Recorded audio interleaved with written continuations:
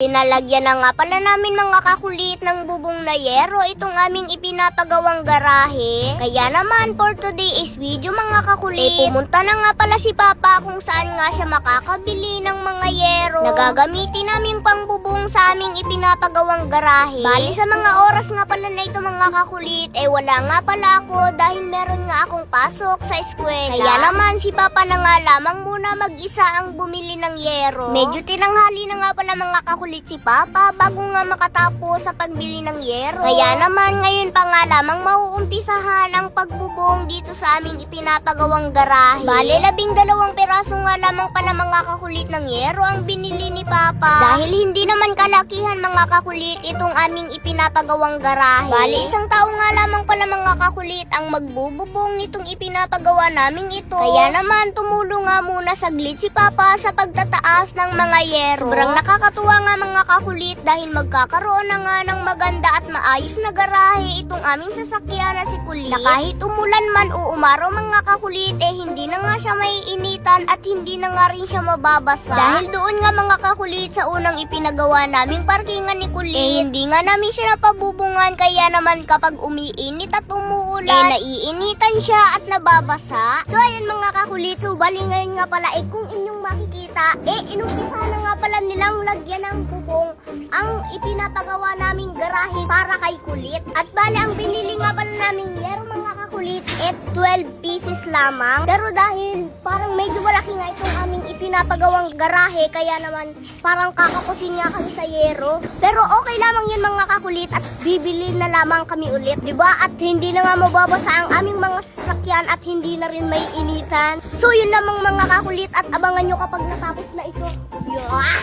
At kahit sobrang tirik nga ng araw ngayon mga kakulit at kahit sobrang init nga ng panahon, tuloy nga lamang sa pagbubong nitong aming ipinapagawang garahe si Kuya Jeffrey. Syempre isa pa sa nakakatuwa nga mga kakulit, dati hindi nga kami nakakapagpagawa ng garahe. Pero ngayon simula nga nang dumating si Kulit, napilitan talaga kami na magpagawa ng garahe. Dahil para maingatan na nga rin namin siya mga kakulit. Kung ano naman ang pag-iingat na ginagawa namin sa kanya, syempre ganun din naman ang pag-iingat na ginagawa niya sa amin. Syempre ganyan talaga ako mag-ingat mga kakulit, lalo na kapag napapamahal na si akin. Charot, hindi gayon.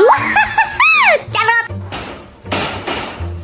So ayan mga kakulit, so bali ngayon nga pala natapos na nga palang bubungan itong aming ipinapagawang garahe. Ayan, at kung inyong makikita mga kakulit, talaga namang napakaganda na talaga.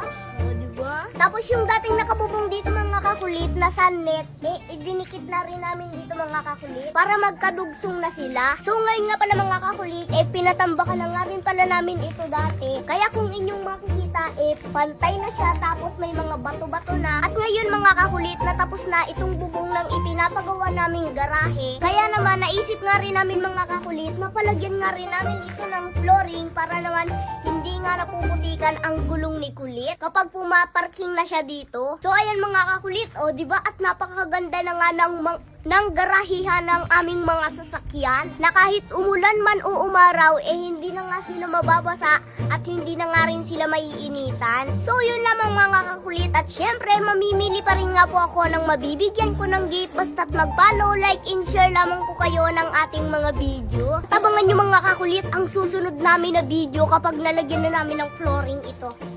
So yun lang, bye-bye! 1,600 pesos. O, di ba? So, ngayon, meron ako ipakikilala sa inyo na isa sa mga bago sa mga nilalaro ko ngayon. Ito ang PHL Ruby. At dito sa PHL Ruby, napakaraming bonus na matatanggap mo kada deposit mo. At syempre, be responsibly na ang larong ito, bawal sa bata kundi para sa matanda lamang. At ang itataya mo lamang dito, yung kaya mo lang at yung kaya mo lang mawala. So, ngayon, ipapayta ko sa inyo kung alin ang nilalaro ko dito. Ito ang Super Ace. Uy, scatter agad. Uy, 2,000, di ba?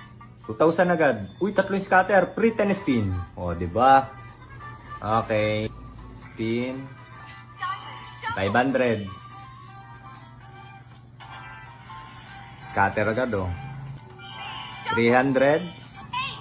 1,000. 800. 900. Uy, 3,500. Ang laki nun. Diba? 300. 300 ulit. Yee! Yung. Yan na napanalunan natin. 9,600 pesos. O, di ba? Ganun lang ako maglaro dito sa Super Ace sa PHL Ruby. Kaya kung nais mo ring maglaro, nasa comment section ang link, mag-download at mag-register. At syempre, sa unang 10 tao na magre-register at magde-deposit ng 100, mamimili ako ng mabibigyan ko ng 500.